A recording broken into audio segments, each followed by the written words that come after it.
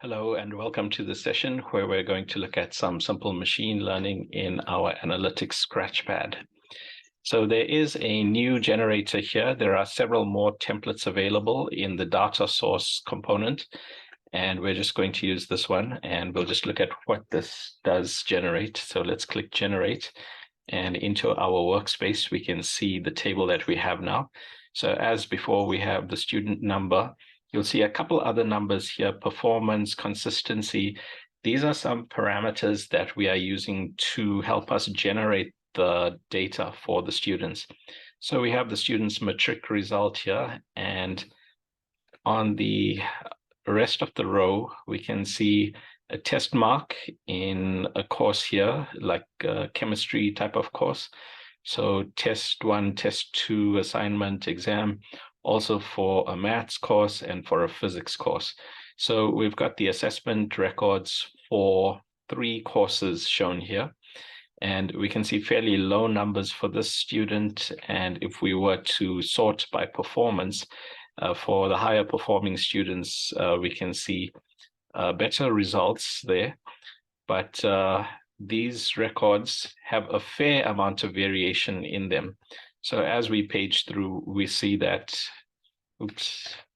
as we page through, we see that this is not by any means an easy data set to fit. There's a fair amount of variability in there.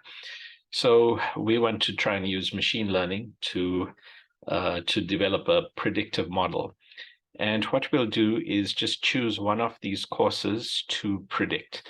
So we are doing supervised learning. In other words, we do have a value, and we want to try and predict a classification of that value. And this is on the understanding that that model can then be used in other sets of data where we don't have that label, and we want to try and predict something about it. So the first thing we'll want to do is convert this to a classification problem. So instead of trying to actually predict the number itself, so let's say this is the one we'll try to predict, the physics exam mark. So instead of trying to predict that number itself, let's convert this to a more machine learning type of problem where we are trying to answer the question yes or no. So let's make that question that the student will achieve more than 65%. So we don't have a column like that, so let's make one. So we go over to the table editor, and we'll create a criterion here.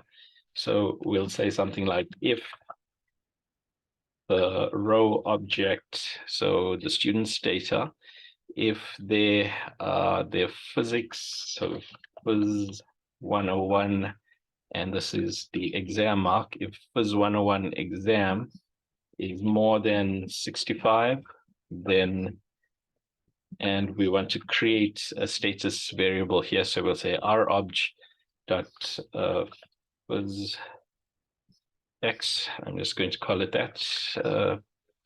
Phys, well, let's not call it that. Let's call it phys classification.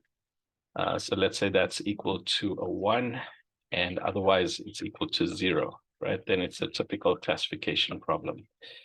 So that's equal to 0. So if we go ahead, let's just check any issues here.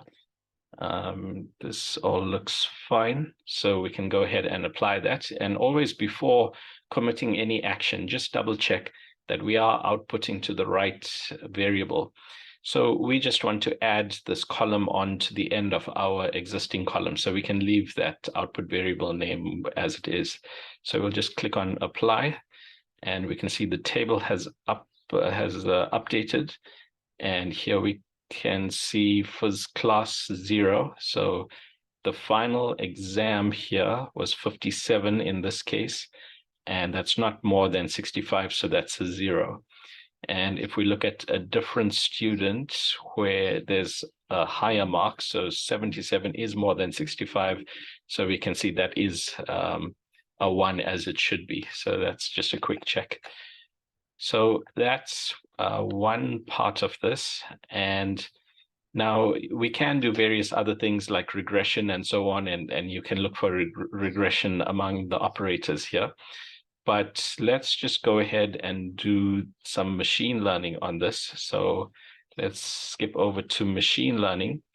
And so table 1 is selected. And now we want to select our label field. So the label is the classification. So phi class, that's what we chose as our output. Then the features are the fields that we want to correlate with that output. Now, number one, student number, of course, we don't want to correlate with the student number. Performance and consistency are good metrics. They will give high, high correlations, but that's kind of cheating because we used those numbers to generate our data. So we don't want to use that. We want to simulate the case where we don't know these fundamental parameters about students. So let's remove that.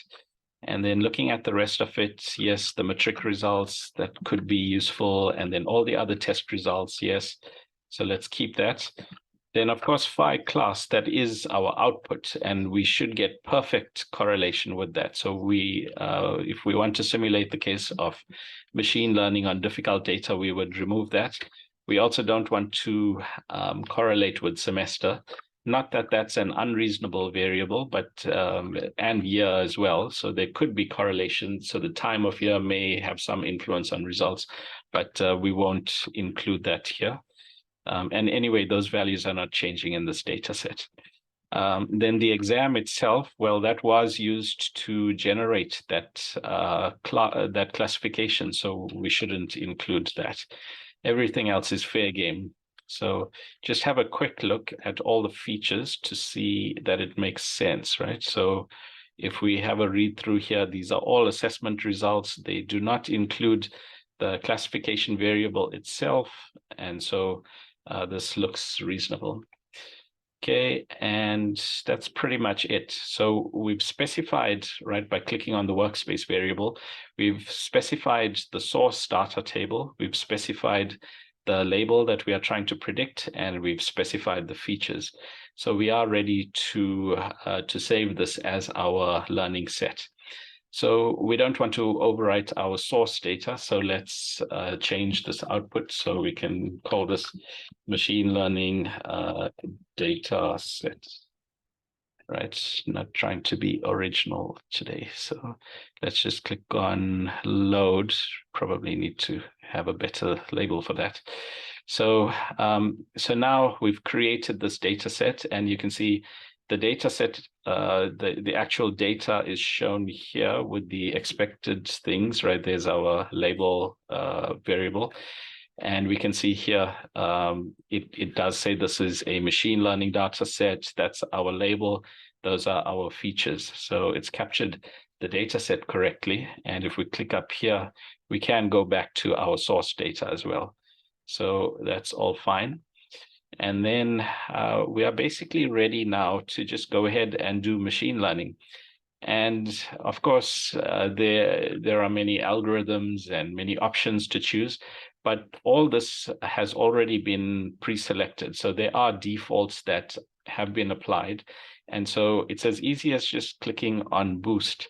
So to do that, we must just make sure that we have chosen the machine learning data set. So if in your workspace you have multiple machine learning data sets, just be sure to click the right one here. So you click on your workspace variable. It should show up there. So yes, that's the right one. And then just click on Boost.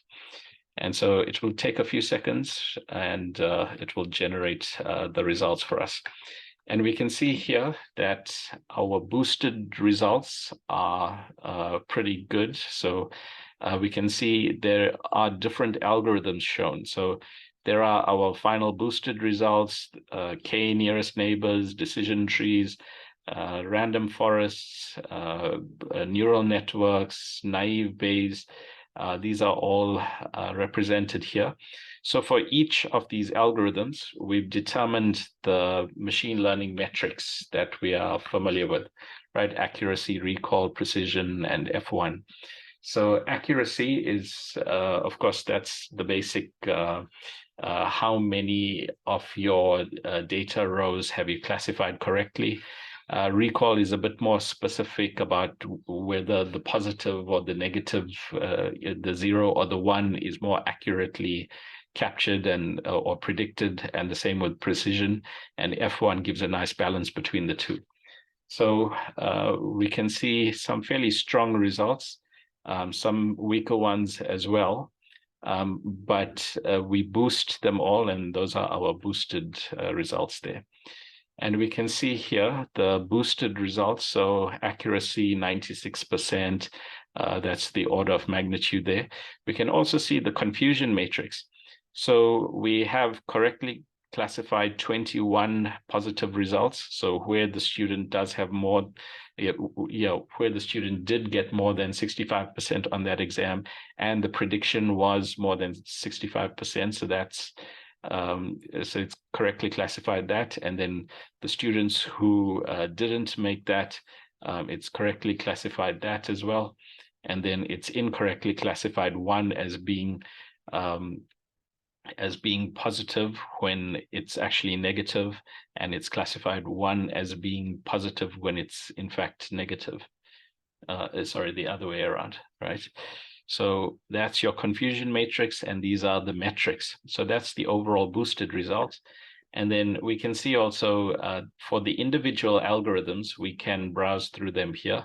So we can see the KNN results and the confusion matrix for that.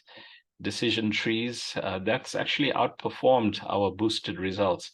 So sometimes you have the unfortunate situation where some rows have enough models voting for the wrong classification that your boosted result gets the wrong classification. So that's why sometimes your boosted result can be weaker than your individual model result.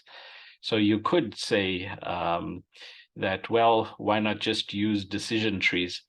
But you see, the boosted results tend to be stabler over greater data set, over more data. So if you use the model for data outside of the training data set, the boosted results tend to perform better.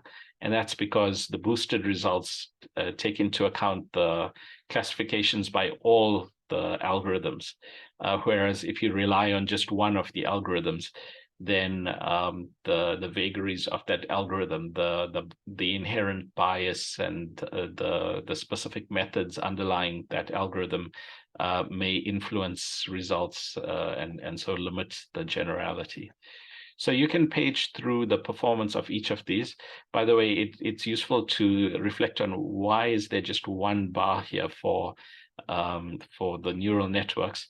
So that's because the neural network seems to be just classifying everything as negative here.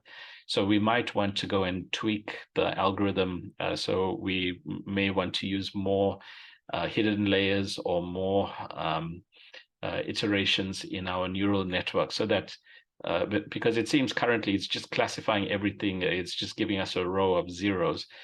So we can, of course, tweak that. So all these algorithms are giving us a different level of performance. And then by boosting the results, we get somewhere that's pretty accurate, not necessarily the absolute best that's possible, but it gives us a nice balance of having good performance and being robust enough that the model will perform fairly well over other when there's more data. Okay, so running machine learning is as easy as that on the face of it. Of course, to really do this well, we have to get into the individual algorithms, look at tweaking some of the parameters behind the models and so on. And that's something we can talk about in future videos. Thanks for listening.